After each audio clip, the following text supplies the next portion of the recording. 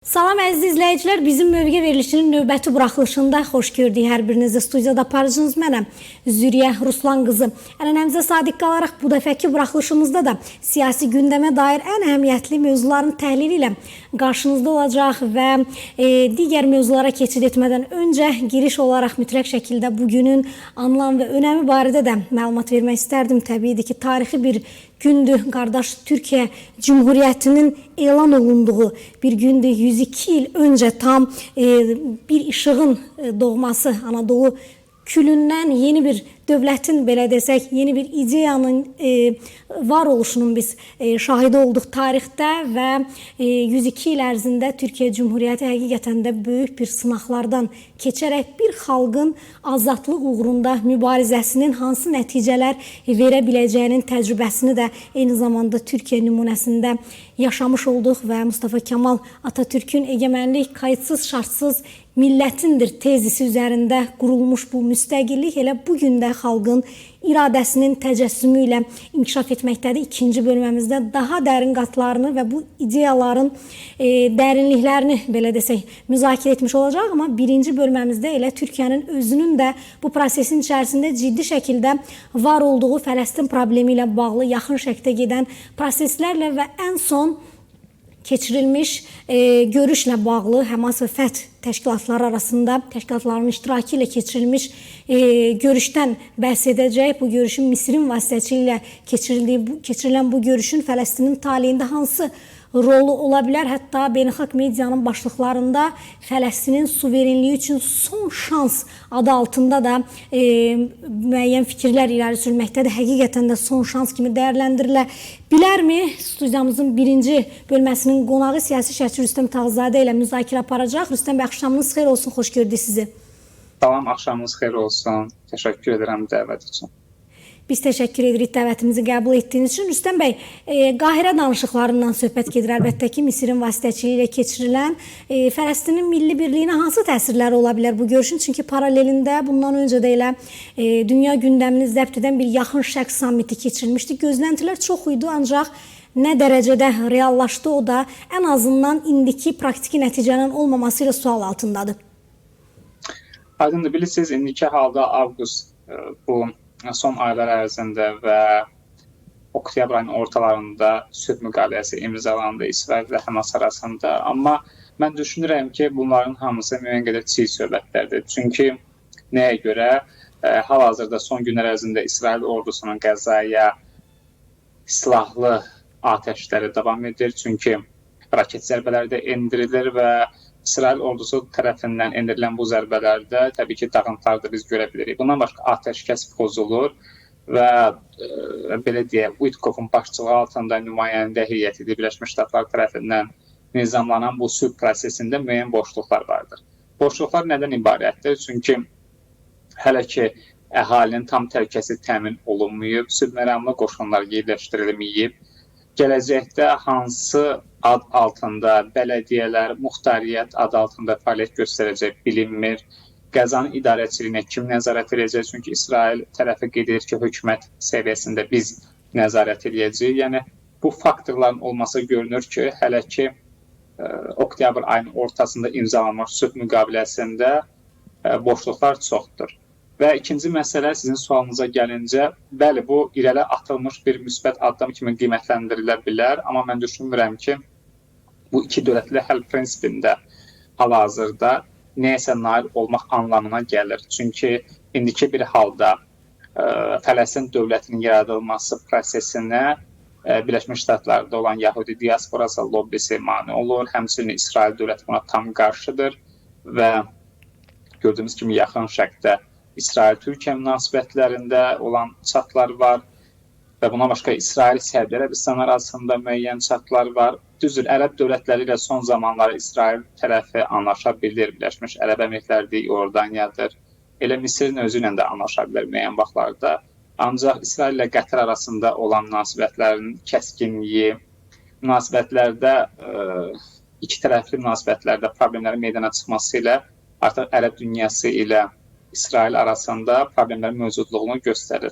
Və bu baxımdan da mən düşünürəm ki, hal-hazırdakı danışıqlar sadəcə bir diplomatik manevr kimi qiymətləndirmək lazımdır. Ancaq hazırki mərhələdə Fələstin dövlətinin yaradılması üçün mexanizm hazırlanmamışdır.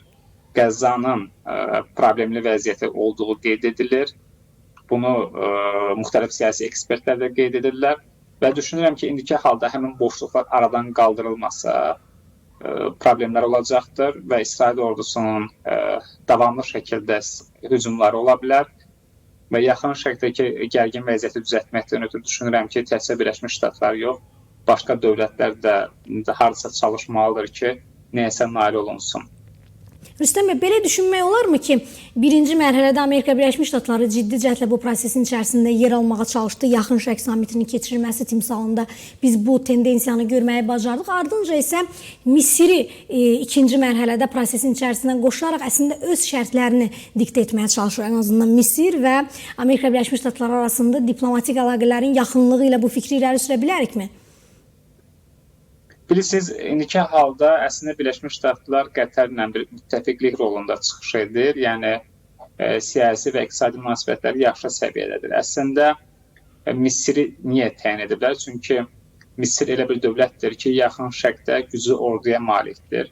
Düzdür, İsrail kimi və yaxud da Türkiyə kimi güclü ordusu olmasa da hər halda müəyyən qədər siyasi nüfuzu vardır. Və tərəflərin hər ikisi ilə müəyyən qədər münasibətləri mövcuddur neytrallıq baxımından. Bəli, neytrallıq baxımından qoruyub saxlamaq niyyətindədir. Amma Qətəri niyə daxil eləmək istəmirlər? Çünki İsrail tərəfi Qətərin söhbətin içərisində daxil olmasını istəmir və bu baxımdan da Birləşmiş Ştatlar bunu başa düşür.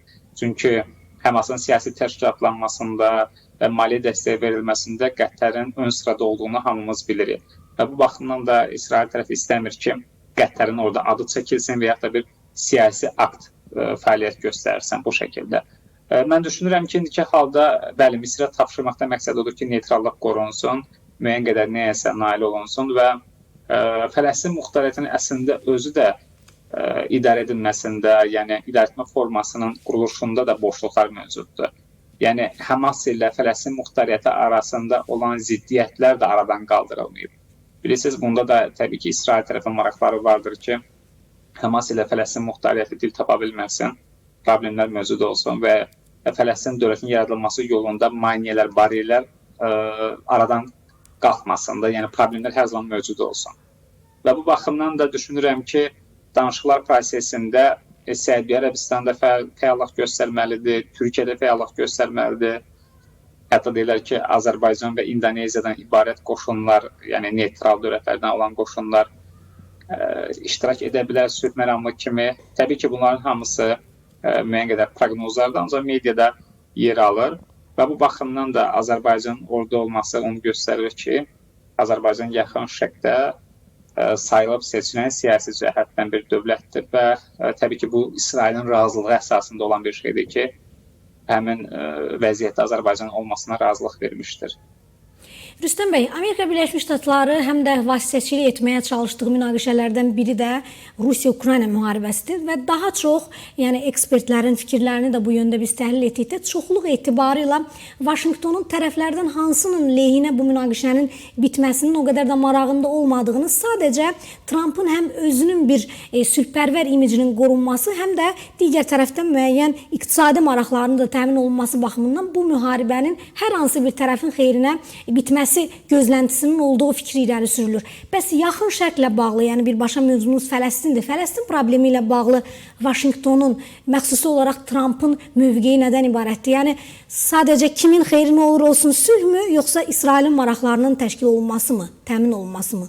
Bilirsiniz, mənə fikrimcə Trumpın əsas məqsədi yaxın şərqdə o, belə deyək, Amerikan-İngilis konjunkturasını nəzarət etməkdən ibarətdir ki, 150 illik, 200 illik hal-hazırda biz Böyük Britaniyanın və Birləşmiş Ştatların, Birləşmiş Ştatlar daha çox 45-ci ildən sonra yaxın şərqdə fəallıq göstərməyə başladı. Britaniya daha öncədən.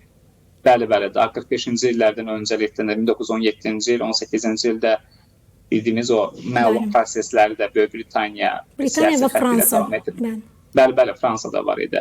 Təbii ki, indiki vəziyyəti yaxın şərqdə Fransanın da maraqları var, amma Fransa daha çox bir qədər məsafəli yanaşır və bu Fələstin məsələsində mən düşünürəm ki, İsrail tərəfinə, Fransa tərəfinə olan təzyiqin də əsas məqsədi bu 17-ci il, 18-ci il söhbətlərinə görədir məhz. Çünki Avropadakı bəzi dövlətlər İsrailə qarşı çıxdılar. Bu həmin ssenaridir. İndiki halda Birləşmiş Ştatlar üçün əsas məsələ iqtisadi gəlirin gəlməsidir. Trump bir ara nə dedi, mediada yayımlarda Qəzza zolağı hərbsizləşdiriləcək və orada böyük kazinolar açılacaq, nə bilim, turizm obyektləri fəaliyyət göstərəcəkdir Araq dənizi sahillərində. Və hətta əhali də oradan köçürüləcək. Ahali köçürüləcək, amma hara köçürüləcək bilinmir. Yəqin onu verəcəklər Misirə, bilməm, Afrika ölkəni, Efiopiyaya da bir yer tapacaqlar. İstəyəndə yeni yer tapa bilirlər özləri üçün. Amma belə siyasi məsələlər ciddi olanda, problem həll olmaq istəyəndə tapa bilmirlər məsələni. Amma ticari məsələlər, pul məsələləri önə gələndə tapa bilirlər. Və məlum məsələdir ki, əslində belə deyim, iki dövlətli həll prinsipi, təbii ki, bunu ekspertlər də deyirlər, hüquqşünaslar da deyirlər ki, ən ədalətli bir prinsipdir beynəlxalq səviyyədə. Amma görünən odur ki, buna nail olmaq üçün hələ ki müəyyən bir zaman yolculuq lazımdır və Birləşmiş Ştatlar orada başqa nələr istəyir? Birləşmiş Ştatlar istəyir ki, nəzarət əlindən çıxmasın. Yəni İsrail və Fələstin üzərində, həm ərəblər üzərində, həm İsrail üzərində olan nəzarət əldən çıxmasın. Mənim fikrimcə bu da əsas məsələ. Və Birləşmiş Ştatlar iqtisadi gəlir əldə etməkdən ötürü də həmin o planı həyata keçirməkdən ötürü əslində bu İsrailə sərf edir. İdarəetməni verəcək İsrailə Qəzzada, orada böyük kazinolar, ticarət mərkəzləri, turizm mərkəzləri açılacaq və bir ekosistem yaradacaq və həmin prosesə Birləşmiş Ştatlar İsrail nəzarət edəcək. Təbii ki, bu hələ ki ərəb dövlətləri buna razı deyil, Türkiyə razı deyil, müəyyən qədər baskılar var. Elə Türkiyənin mövqeyini soruşmaq istəyirdim ki, Ankara bütün bu cəhdlərə hansı reaksiyanı verə bilər? Hal-hazırda uzlaşmış kimi görünür maraqlar Vaşinqton və Ankara arasında. Məncə halda Çin bu prosesdə qazancı görünür. Çünki Qəzzanın planında mən keçən dəfə ona aid bir analiz yazmışdım Facebookda. Məsələ nədir? Çin əgər Qəzzadakı yenidən qurma layihəsinə başçılıq etsə, tenderi utsa, Çinin şirkətləri 70 milyard dollar həcmində pul qazanacaqdır. Və Çinin yaxın şərqdə möhkəmləmək istəyi hamıya məlumdur. Sadəcə olaraq Böyük Britaniya və Amerika xətti buna icazə vermir. Əgər boşluq tapıb Çin ora daxil olsa, artıq yaxın şərqin siyasi mənzərəsində müəyyən qədər dəyişiklikləri görə bilərik. Təbii ki, Türkiyə hal-hazırda başı qarışdı, belə deyim, Suriya məsələsinə başı qarışıb dekabr ayından Suriyadakı hökumətlə məşğuldur. Müəyyən qədər hələ ki Fələstin mövzusunda çox da fəallıq göstərə bilmədi. Amma düşünürəm ki, Türkiyənin mövqeyi açıq, məlumdur, iki dövlətli həll prinsipini dəstəkləyir. Amma Türkiyə-İsrail arasında olan görünən olur ki, münasibətlər müəyyən qədər yumşalmışdır son vaxtlar. Çünki atəşkəs elan olundu, sülh müqaviləsi bağlandı və İsrail tərəfində marağında deyil ki, durub hər hansısa bir məsələyə görə Türkiyə ilə münasibətləri pozsun. Çünki Türkiyə regional bir gücə sahibdir, güclü bir dövlətdir, NATO-da ikinci yerdədir qoşunlarının sayına və gücünə görə və bu baxımdan da müəyyən qədər ehtiyat edirlər Türkiyədən.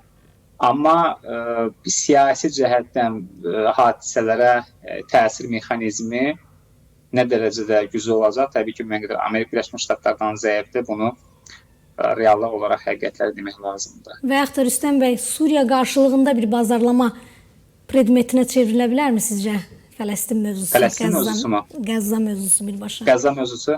Bəli. İnanmıram hələ ki, belə bir şey olsun. Çünki Suriya mövzusu düzü tam həll edilməmişdir və orada da boşluqlar, həll edilməyən məsələlər çoxdur və Druzlarla bağlı məsələlər var, Kürd problemləri var Suriyada. Hal-hazırda İsrail ilə Türkiyə arasında dialoqların davam etməsi üçün bir zəmin formalaşdırılmalıdır, düşünürəm ki.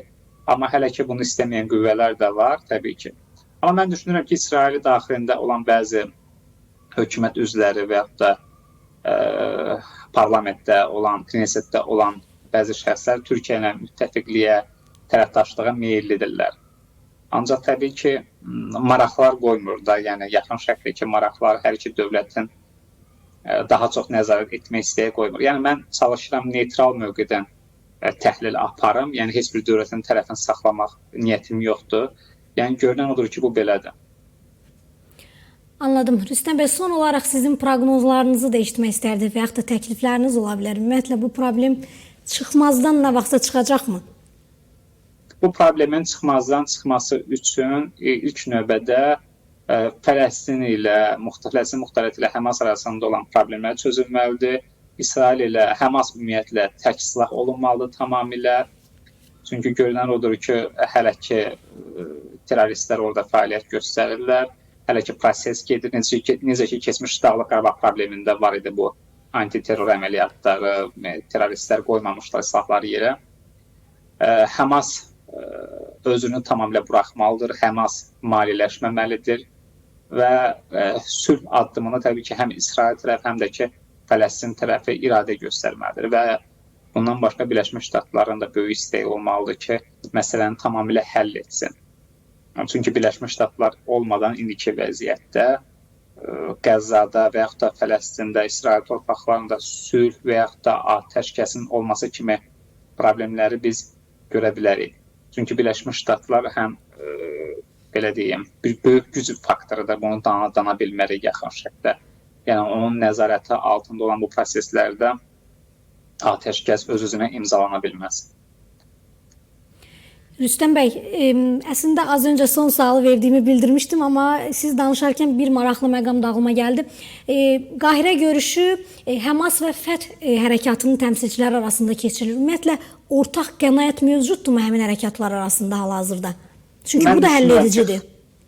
Mən düşünürəm ki, xeyr, ortaq nəysə mövcud deyildir. Çünki onların mən ideoloji olan məsələlərinə baxmışam, müəyyən qədər fərqliklər vardır və əgər oxşarlıqlar olsaydı, Həmas bu qədər irəli getməzdi, mən düşünürəm ki, oktyabr ayının 7-sində İsrailə hücum oldu və fikir verirdiniz, Fələstindəki Fəth təşkilatı kənarda qalmışdı, heç bir bəyanat vermirdi bununla bağlı. Amma Amerika Birləşmiş Ştatlarının bu prosesin içərisində var olmasından və Həmas qarşısına müəyyən şərtlərin irəli sürməsindən sonra konjunktura müəyyən qədər dəyişib, səhv etmirəmsə.